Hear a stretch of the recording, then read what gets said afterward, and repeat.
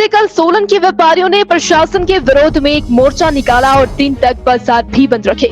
अतिक्रमण हटाने को लेकर भड़के व्यापारियों का कहना है कि प्रशासन उनके साथ ही तंज जैसा रवैया कर रहा है, जिसके चलते बीते कल शाम को डीसी सोलन के साथ व्यापार मंडल के अध्यक्ष और अन्य सदस्यों ने बैठक की, जिसमें कई महत्वपूर्ण निर्णय लिए गए और अभी 1 दिन के नोटिस के बाद अतिक्रमण हटाने की कार्रवाई प्रशासन ने अमल में लाएगा।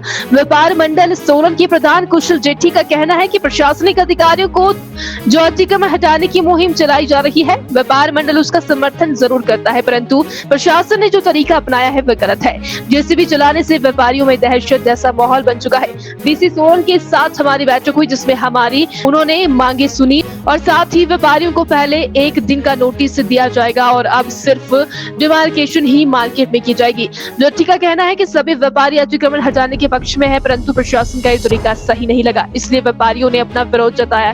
प्रशासन के पास बजट है तो वो जल्द से जल्द कोटना नाला से डीसी ऑफिस तक पैदल चलने वाला रास्ता बना। जैसे आज हमने आधा दिन के लिए बाजार बंद की कॉल की थी, तो उसके बाद माननीय जिलाधीश महोदय के पास हम गए थे। वहाँ एसडीएम मैडम भी थी और डीएसपी ट्रैफिक इंचार्ज भी वहाँ पर बैठे थे। हमारी उनसे बहुत डिटेल चर्चा हुई जिलाधीश महोदय से। तो जिलाधीश महोदय ने माना इस बात को, और हमने कहा कि आप चाहते क्या है, पहले आप ये बताइए।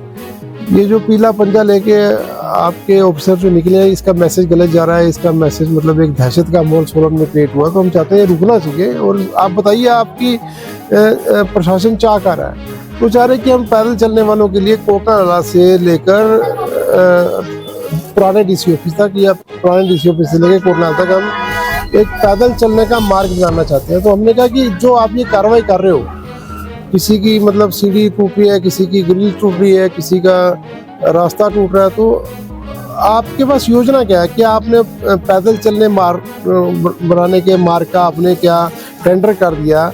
हम चाहते हैं कि अगर आप इतनी कार्रवाई कर रहे हो तो आप साथ के साथ पैदल मार्ग बनाए, उसमें जितनी आपको रिक्वायरमेंट जगह उतनी आप जगह लीजिए, हम तो मना नहीं कर रहे। और दूसरा, जिसकी आपने जगह लेनी है, जिसकी आपने इंक्रोचमेंट अगर समझते कि सरकारी जमीन के ऊपर करी हुई है, तो आप उसको नोटिस दो और उसको खुद बोले भी आप रिमूव करो उसको, ताकि अगला भी अपने नाप नपाई कर ले, कुछ सेटिस्फैक्ट्री एक रिप्लाई कम से कम वो दे सके आपको।